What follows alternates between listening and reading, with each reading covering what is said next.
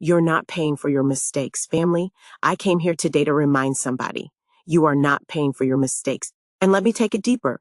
You're not even paying for the mistakes of others that spill over into your life. Or what tried to break you, God is using to build you. I know it's hard. Life will throw curveballs, divorce, betrayal, broken friendships, family walking away, jobs letting you go. But just because it happened to you doesn't mean it's going to define you. Let me tell you a story. A guy friend I know came home one day to an empty house. His wife had left a letter, pick up the kids from your mom. I won't be back. I filed for divorce. You can have custody of the children. He told me he was devastated. He told me, Sheri, I must have sat on that porch for hours, phone in his hand, reading texts from his mama. Where are you? The kids are here. But he couldn't move. He couldn't think. He thought, Lord, I know we had problems, but I didn't think it was over. I thought we were okay. For months, he battled depression. He went to work, took care of his kids, but inside he was broken. Like many men, he bottled it all up. No tears in public, no breakdowns where anyone could see, just silence. But inside, he was screaming at God, why me? Why now? What did I do wrong? He told me he blamed himself, working too much, not being home enough, or gaining weight, too many missed signs. He said 3 months later, after trying to call her, text her, beg her to work it out, God spoke. And God said, stop hurting yourself over a choice you didn't make. He told me one day, jogging through the park, it hit him. He broke down. He cried like a child right there in the open. But that day was different. That day was the day he took his life back. He stopped begging. He stopped chasing.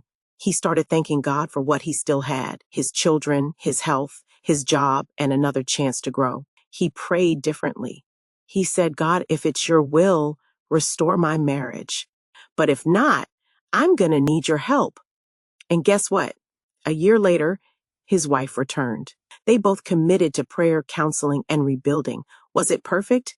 No, but it was stronger, and his story showed me something.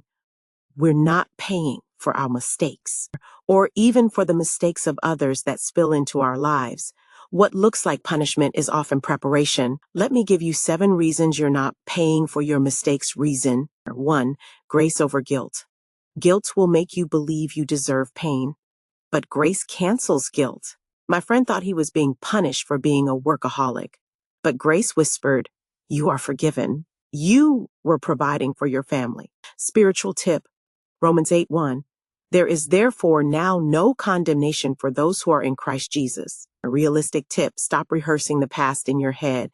Write down what you've learned and then release it. Reason 2, God's silence isn't his absence. When his wife left, he felt God was quiet. But silence is sometimes God's strategy. He was pulling him closer. Spiritual tip, Psalm 4:6-10. Be still and know that I am God.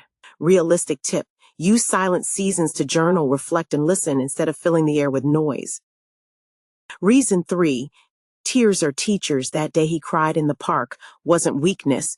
It was worship. Tears are liquid prayers. Sometimes crying is how we release what's been choking us. Spiritual tip, Psalm 56:8. You keep track of all my sorrows.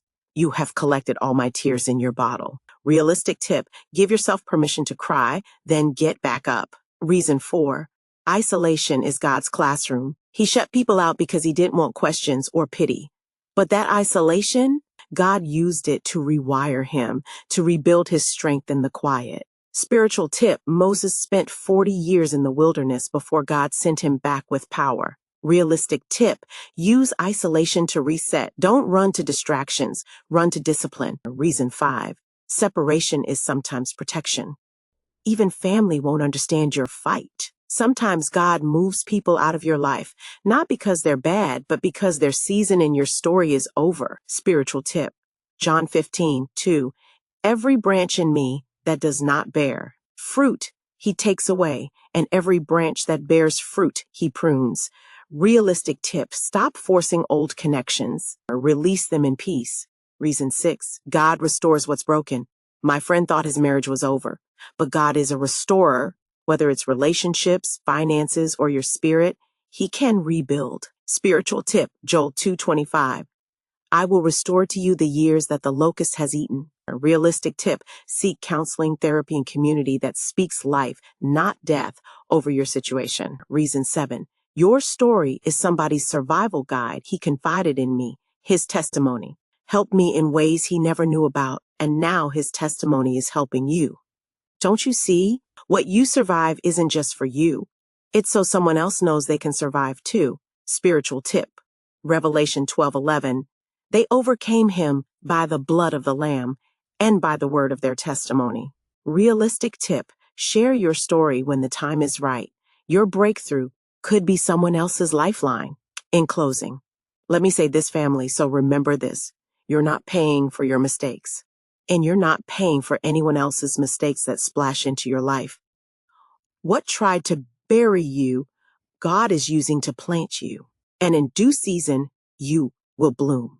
Jesus has already paid the price for our mistakes. It is your charge to take what is happening in your life and use it for good, not for bad.